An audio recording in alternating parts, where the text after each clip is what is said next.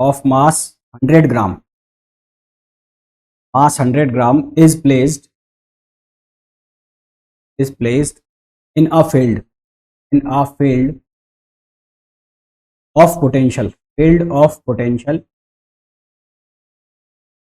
U equals to 5x square plus 10 अर्ग पर ग्राम value दे रखी, अर्ग पर ग्राम। फाइंड द फ्रीक्वेंसी,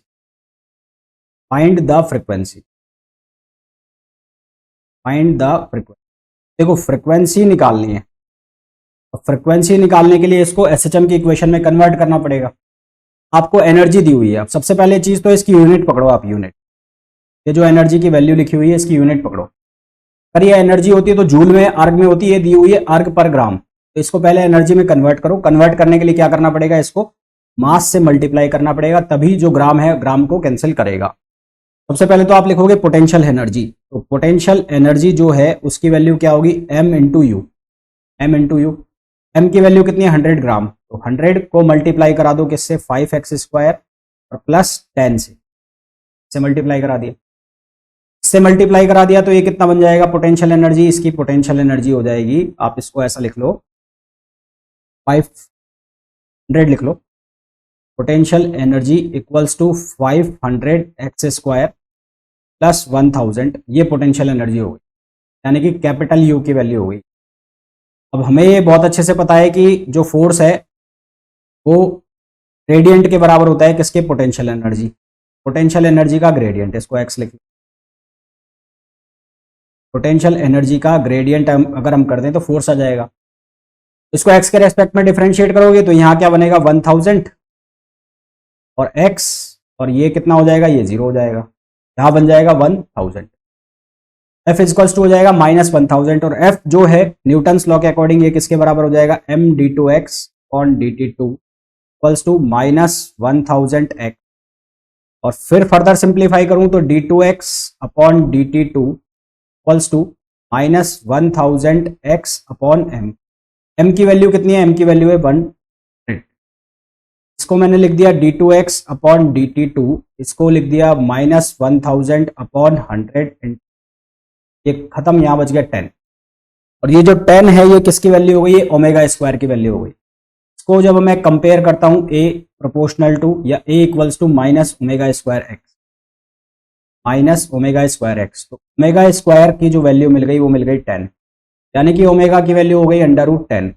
हमें निकालनी फ्रीक्वेंसी, तो फ्रीक्वेंसी इक्वल होती है 2πf, f की जो वैल्यू है यहां से f, वो कितना हो जाएगा, √10 अपॉन 2π, √10 अपॉन 2π इसकी वैल्यू हो जाएगी। क्वेश्चन हो गया हमारा। उसके बाद नेक्स्ट क्वेश्चन करते हैं हम। नेक्स्ट क्वेश्चन में हमें गिवन है, हाँ जी, नेक्स्ट क्वेश्चन जो हमें गिवन है, आगे कंटिन्यू करें उसके पहले मैं आपको इन्फॉर्म करना चाहूंगा कि विजेता बैच स्टार्ट हो रहा है 5 अगस्त 2024 से। इस बैच में आपको IIT जैम और CUET PG 2025 दोनों एग्जाम को ध्यान में रखते हुए प्रिपरेशन कराई जाएगी।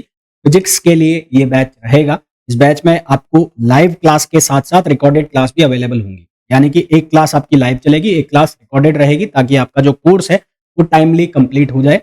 और बाकी बैचेस की तरह इस बैच में भी आपको बहुत सारे क्वेश्चंस मिलेंगे प्रैक्टिस के लिए भी, और मैं खुद भी करवाता ही हूँ। साथ में आपको टेस्ट सीरीज भी दोनों एग्जाम्स की इसमें अवेलेबल रहेगी।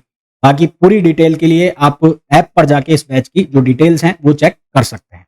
मिलते हैं बैच के अंदर। इसके अलावा अगर आपको अलग से बैच ज्वाइन करना है CUET PG के लिए, तो उसके लिए आप मंजिल बैच ज्वाइन कर सकते हैं। और अगर आपको सिर्फ जैम के लिए प्रिपेयर करना है तो उसके लिए आप IIT जैम का जो लक्ष्य बैच है उसे ज्वाइन कर सकते हैं।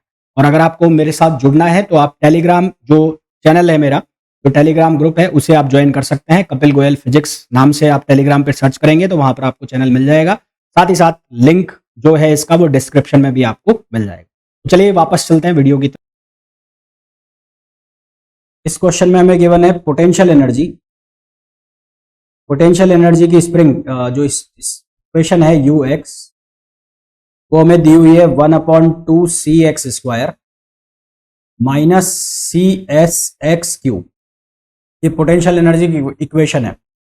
Where x is extension,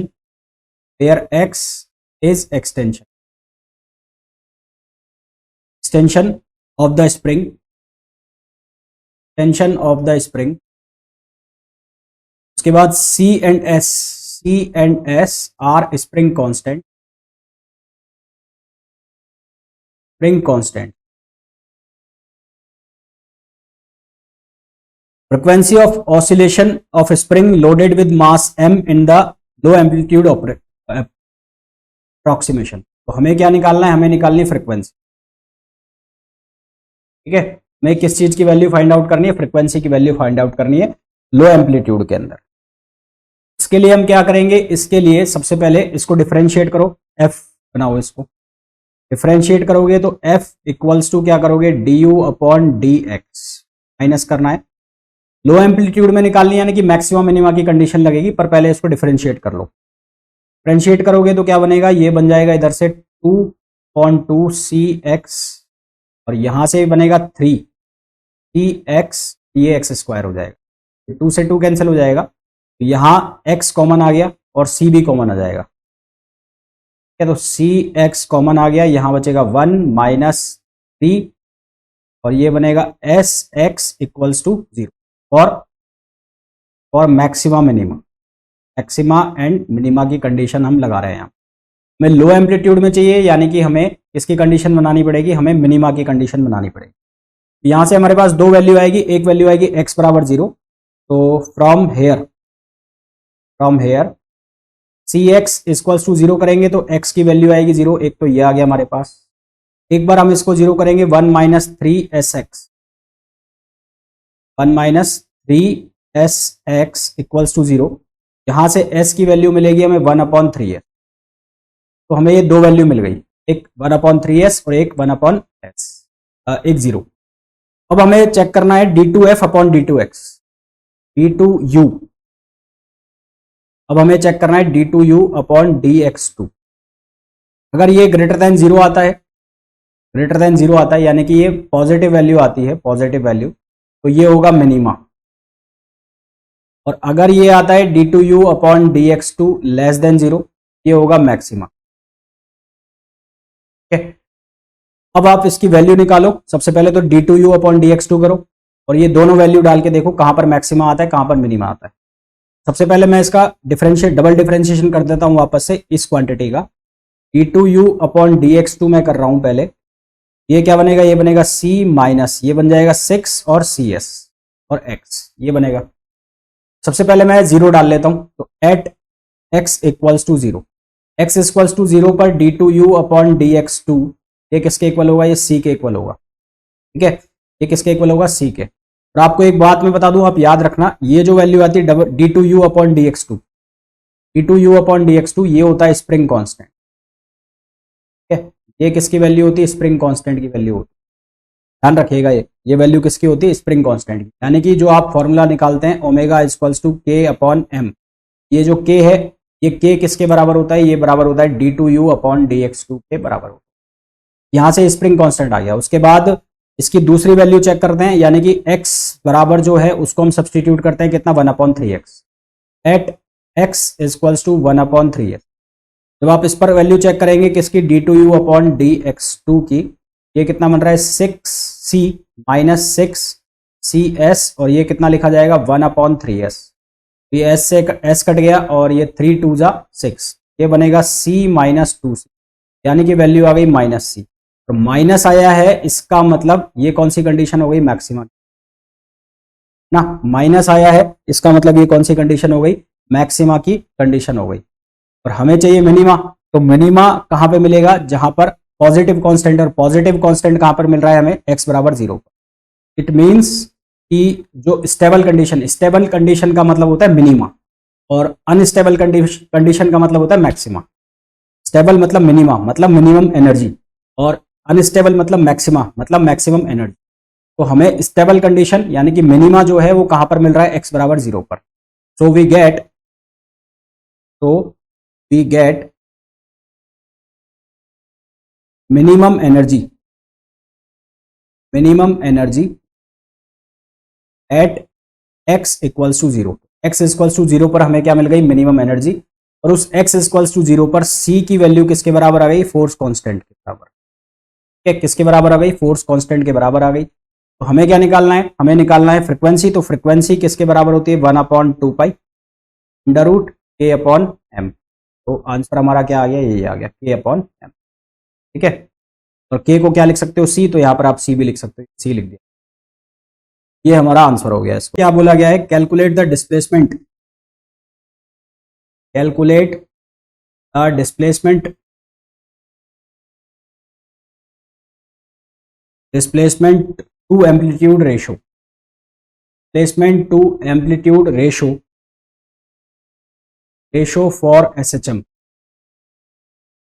SHM when the kinetic energy, when the kinetic energy is 90%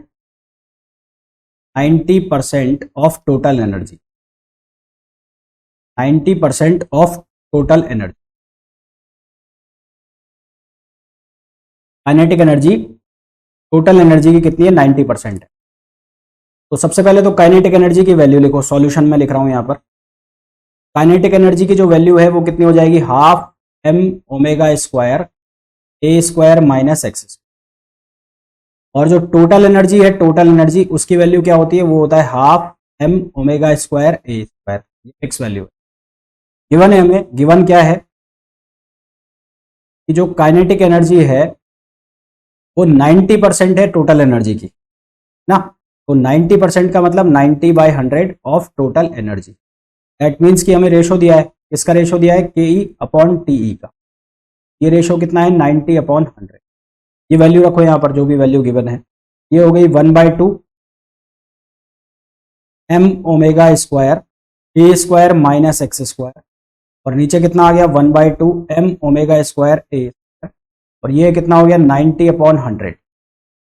तो ये खत्म, यहाँ से एक 0 से 0 कट गया, बच गया a square minus x square upon, ये हो गया ए स्क्वायर इक्वल्स टू 9/10। आपको जो रेशो निकालना है वो किसका निकालना है, एम्पलीट्यूड, डिस्प्लेसमेंट टू एम्पलीट्यूड, यानी कि x/a। आप इसको ऐसा बना लो, 1 minus x square upon a square equals to 9/10, और ट्रांसपोज कर दो, यानी कि x square upon a square 1 minus 9/10।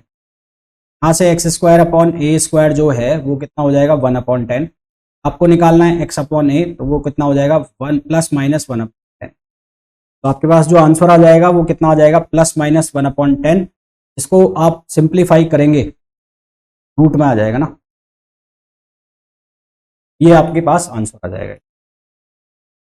ठीक है, तो ये कुछ क्वेश्चंस थे जो कि पोटेंशियल एनर्जी, काइनेटिक एनर्जी के थे। इसमें बहुत सारे क्वेश्चन थे जो आपको याद रखने हैं, इंपॉर्टेंट फॉर्मूलाज भी हैं। ये याद रखेंगे तो बहुत अच्छा होगा आप लोगों के लिए, एग्जाम में बहुत फायदेमंद सौदा होगा अगर आप लोग इन चीजों को याद। अब हम नेक्स्ट क्लास से बात करेंगे सिंपल पेंडुलम की, सिंपल पेंडुलम के एप्लीकेशंस की, फिजिकल पेंडुलम की, कंपाउंड पेंडुलम की, किस तरह के उसके क्वेश्चन बनते हैं। हम बात करेंगे स्प्रिंग मास सिस्टम की, है ना। तो अभी तो ऑसिलेशन के अंदर बहुत कुछ है, अभी तो हम फ्री ऑसिलेशन पढ़ रहे हैं, फिर डैम्प्ड ऑसिलेशन पढ़ना है, फिर हमें पढ़ना है फोर्स्ड ऑसिलेशन। इस लेक्चर में इतना ही, मिलेंगे नेक्स्ट लेक्चर में। Till then thank you.